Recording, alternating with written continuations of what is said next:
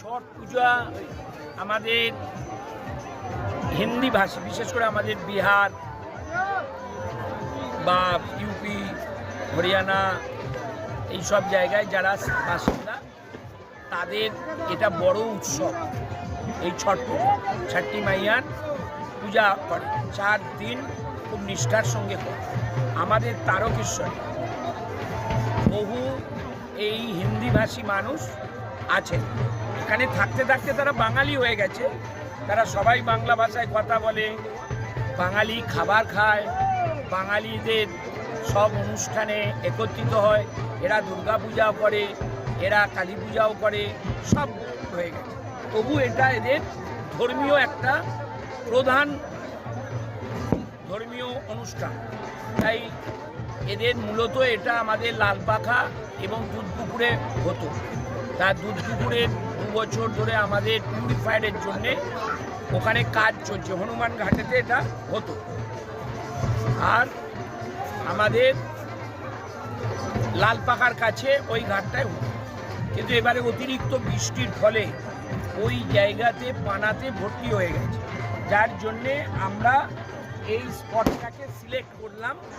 গতবারে কিছু জন এসেছিল, অল্প কিছু। এবারে টোটাল তারকেশ্বরের প্রায় 99% মানুষ এখানে এসেছে। তা আমি সব ধর্মীয় অনুষ্ঠানে যাই, সব মানুষের পাশে থাকি। এটাও আমি এদের পাশে থেকে আমাদের টোটাল ব্লক সভাপতি থেকে, টাউনের যুবর সভাপতি থেকে, আমাদের পূজা সে নিজে এই হিন্দি ভাষী মানুষকে বিয়ে করেছে, ওই পরিবারের সদস্য হয়েছে, সেও এই অনুষ্ঠানকে অন্তর থেকে করছে। তা আমরা সবাই মিলে এটা, আর এমনি মানুষ নদী আর পাহাড়কে খুব ভালোবাসে। তাই নদীর চরেতে এইরকম একটা সুন্দর মনোরম পরিবেশে ধর্মীয় অনুষ্ঠানটা করতে পারছে, তাতে এরা প্রত্যেকে খুশি। আমরাও সেটাকে ব্যবস্থা করতে পেরে, এনাদের পাশে থাকতে পেরে আমরাও নিজেরা খুব গর্বিত।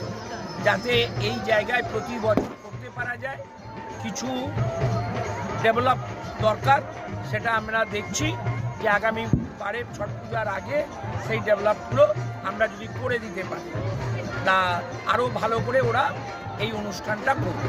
দেখুন, সব একদম বাড়ির মহিলা থেকে ছোট ছোট বাচ্চারা থেকে সবাই বৃদ্ধরা পর্যন্ত একেবারে গাড়ি ভাড়া করে নিয়ে সবাই এইখানেতে এসেছে দামোদরের এই চরেতে। সকলকে এই ছট পূজার অনেক অনেক শুভেচ্ছা। তাদের এই ধর্মীয় অনুষ্ঠান খুব ভালোভাবে পালন করুক, সর্বধর্মের মানুষকে নিয়ে তারা করুক, তাদের ওপর ছটি মাইয়ার আশীর্বাদ অনেক অনেক থাকুক, আর সূর্য দেবতার থাকুক, এইটুকু কামনা করব। ওদের অনুষ্ঠান খুব ভালো। ধন্যবাদ।